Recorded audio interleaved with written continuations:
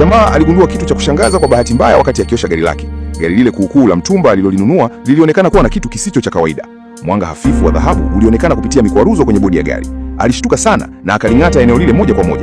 Ugumu na umbo lake vilimthibitishia kuwa ilikuwa dhahabu halisi. Akifurahi kupita kiasi, alichukua waya wa kusugulia na kuanza kusugua bodi ya gari kwa fujo. Jioni ilifika haraka sana bila yeye kujua.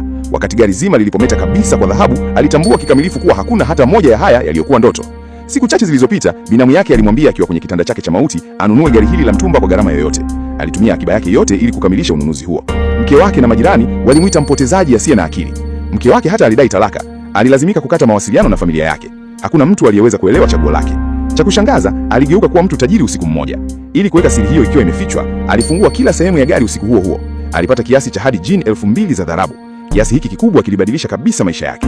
Ili kuepuka kuvutia usikivu usiohitajika, alificha dhahabu yote kwenye chumba chake cha chini cha ardhi. Alichukua tu kipande kidogo ili kukibadilisha kwa pesa.